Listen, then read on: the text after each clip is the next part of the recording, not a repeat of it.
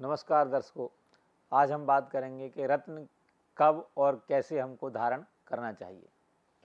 तो लगन के अनुसार धारण करें या ग्रह दशा के अनुसार धारण करें, वो कौन सा माध्यम है जिससे कि हम अगर रत्न धारण करते हैं उसका पूरा फल मिले और वो अधिक से अधिक हमारे जीवन में लाभदायी रहे।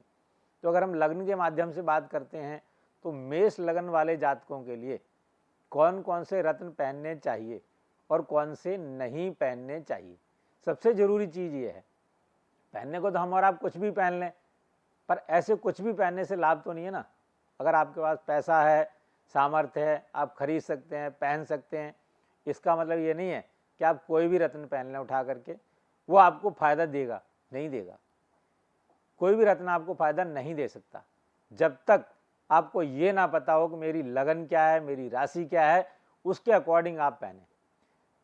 दो चीज़ों को माध्यम बना के रखना होता है रत्न पहनने के लिए। एक तो आपकी लग्न, कौन सी लग्न है, किस लगन वाले जातक के लिए कौन सा रत्न नहीं पहनना है, ये भी जरूरी है। राशि चाहे आपकी उचित हो, उसके अनुसार वो अनुकूल हो रत्न, पर अगर आपकी लग्न कहती है कि ये रत्न आपको नहीं पहनना है तो फिर वो आप पहने भी नहीं। हो सकता है आप जितना चाहते हो उस रत्न को पहनने के बाद के लाभ होगा, वो ज़्यादा उससे उल्टा नुकसान दे जाए। तो ये ध्यान रखना है कि लग्न के अनुसार रत्न पहनना है, और जो लग्न बताती है कि इस लगन वाले जातक को ये वाला रत्न नहीं पहनना है तो उसका भी खास ध्यान रखना है। जैसे बात करते हैं मेष लगन की, तो किस देवी की आराधना करें, किस देवता की आराधना करें और कौन सा रत्न पहने और कौन सा नहीं पहने।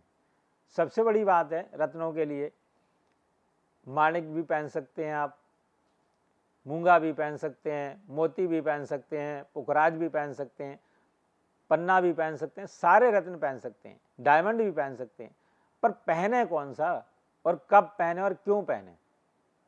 अगर आपको ये सब चीज़ें जाननी है तो सबसे पहले तो अपना लग्न कन्फर्म करें कि आपका लग्न क्या है। लग्न के हिसाब से यदि आप रत्न पहनेंगे तो रत्न आपको आपके जीवन में, आपके व्यापार में, आपके कारोबार में, या आप जो भी जॉब करते हैं या जो भी आप प्रोग्रेस करना चाहते हैं उसमें चार चांद लगा देगा। और यदि आप ऐसे ही पहन लेंगे, जो मान लो कोई लगन ऐसा है जिसमें ये रत्न नहीं पहनना है, तो वो अगर आपने पहन लिया तो आपके सारे पैसे को, आपकी सारी समृद्धि को वो लेके डूब सकता है, या वो ऐसा घाटा दिला देगा। जैसे कई बार होता है, लोग अपना दिवाला निकाल देते हैं, तो वो दिवाला ना निकले आपका। इसलिए आपको सबसे पहले ये समझना चाहिए कि यदि आपकी बात करते हैं मेष लगन की, अगर हम कुंडली के हिसाब से बात करते हैं तो सबसे बढ़िया रत्न है इसके लिए माणिक और सफ़ेद रंग का जो मोती कहा जाता है। माणिक सूर्य का रत्न है और सफ़ेद मोती जो है चंद्रमा का रत्न है। अब आप सोचेंगे कि माणिक और मोती क्यों पहनना चाहिए जब मेष लगन है। तो मेष लगन में अगर हम बात करते हैं तो माणिक जो है सूर्य का रत्न हो गया, सूर्य आपका पंचमेश हो गया, और नवम भाव में आपका धनु राशि आ गई, तो पुखराज नहीं बताया आपके लिए, मोती बताया।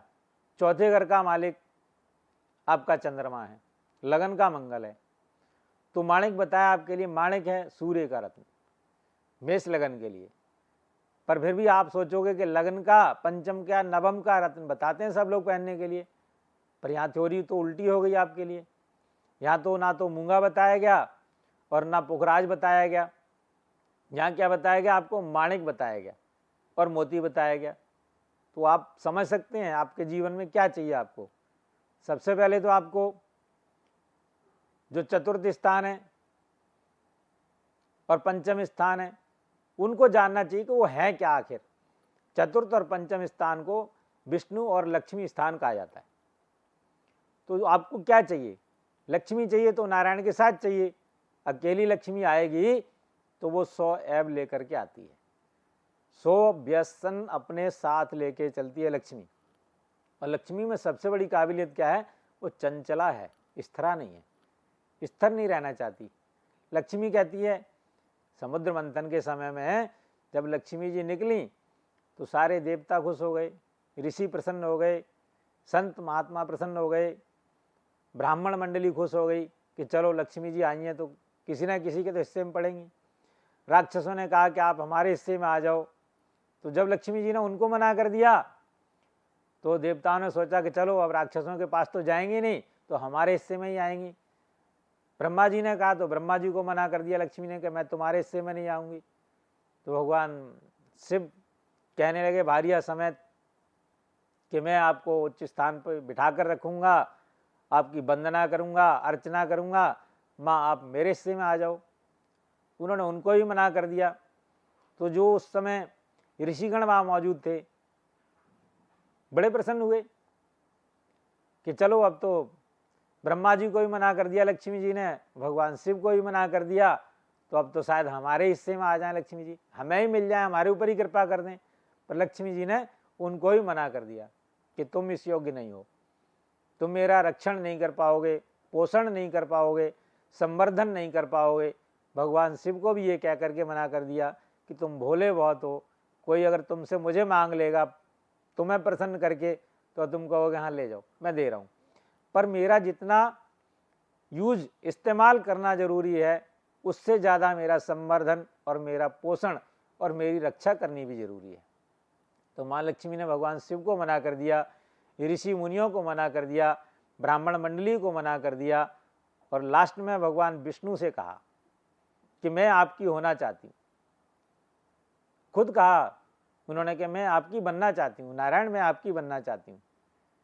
क्योंकि उसके कारण भी हैं। भगवान विष्णु अगर आपका पालन करने में भी समर्थ हैं, लक्ष्मी जी का, उनका पोषण करने में समर्थ हैं, तो उनकी सुरक्षा करने में भी समर्थ हैं। उनको सुरक्षा भी चाहिए। तो लक्ष्मी को पता है कि ये नारायण है, ये सुरक्षा भी कर सकते हैं।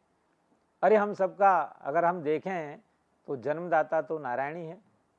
नारायण के नाभि कमल से ब्रह्मा, और ब्रह्मा से फिर ये सारी सृष्टि। तो जहाँ तक हम देख सकते हैं, ये हमारी आँख से जो कुछ इस संसार में दिखाई देता है या देखा जा सकता है, उसके सृजनहार तो विष्णु ही है।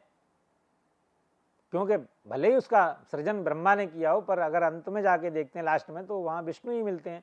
तो लक्ष्मी और नारायण की पूजा बनती है यदि आपका मेष लगन है आपके लिए तो। और रत्न बनता है आपके लिए माणिक और मोती, सफ़ेद रंग का। ये दो चीज़ें आपको ध्यान में रखनी है जब भी आपने रत्न पहनना है। और जो नहीं पहनना है वो सबसे ज़रूरी क्या है, हरे रंग का पन्ना आपने किसी कीमत पे नहीं पहनना है। अब आप कहेंगे कि पन्ने को ही क्यों मना किया गया, उसका कारण है, लॉजिक है। अगर हम मेष लगन की बात करते हैं तो थर्ड लॉर्ड आपका बुध हो गया, सिक्स्थ लॉर्ड बुध हो गया, तो दोनों ही स्थान ठीक नहीं है। एक शुभ ग्रह के लिए तृतीयेश और षष्ठेश होना अच्छी बात नहीं है किसी भी कुंडली के लिए। तो फिर अगर हम उसका रत्न पहनेंगे तो या तो हमारी बुद्धि काम नहीं करेगी, गड़बड़ करेगी, या फिर हम झगड़ा करेंगे। तो उससे क्या लाभ मिलेगा? अगर हम पावर मिल भी जाए हमें, एक मूर्ख व्यक्ति के हाथ में अगर पावर आ जाए, जिसको ज्ञान ना हो, उस पावर का इस्तेमाल करना ना आता हो, तो क्या करेगा? उसका दुरुपयोग करेगा। तो यदि हम हरा पन्ना पहन लेंगे तो हमारे लिए, मेष लगन वाले जातकों के लिए, वो नुकसानदायक हो जाएगा। क्योंकि उनकी जो बुरी आदतें हैं या बुरे कर्म करने की जो सोच है वो और ज़्यादा प्रबल हो जाएगी। या कोई अच्छा कर्म ना कर सक वो, तो फिर उसके लिए ठीक नहीं है वो। क्योंकि छठे घर का और तीसरे घर का मतलब ये होता है कि कहीं ना कहीं जीवन में परेशानी होगी। तो इसलिए हमेशा ध्यान रखना है कि छठे घर का और तीसरे घर का जो मालिक बुध है, उसका पन्ना हरे रंग का जो रत्न है, वो मेष लगन वाले जातकों के लिए कभी नहीं पहनना चाहिए। और अगर आराधना करनी है तो लक्ष्मी और नारायण की आराधना करें, ताकि आपके जीवन में, आपको चाहिए क्या, हम सबको क्या चाहिए, लक्ष्मी और सबसे ज़्यादा नारायण के साथ आएंगी तो फायदा ये रहेगा कि वो जाएंगी नहीं, टिकी रहेंगी, भागेंगे नहीं अपनी जगह से। और अगर खाली आपने लक्ष्मी को बुला लिया तो फिर भैया नारायण तो जब साथ में नहीं है तो लक्ष्मी जी तो चंचला हैं, कभी भी चली जाएंगी। इसलिए अष्टलक्ष्मी स्तोत्र का पाठ करना चाहिए जिसका मेष लगन है ऐसी जातकों के लिए, ताकि वो 8 प्रकार की लक्ष्मियाँ जो आपके घर में बसी रहें और आपका घर जो है, आपका जीवन जो है, आपकी संतानें हैं, वो सारी की सारी सुख में रहें, समृद्धि में रहें। तो यदि आप और किसी भी लग्न के जातक हैं यहाँ राशि से कोई मतलब नहीं है, सिर्फ लगन से मतलब है।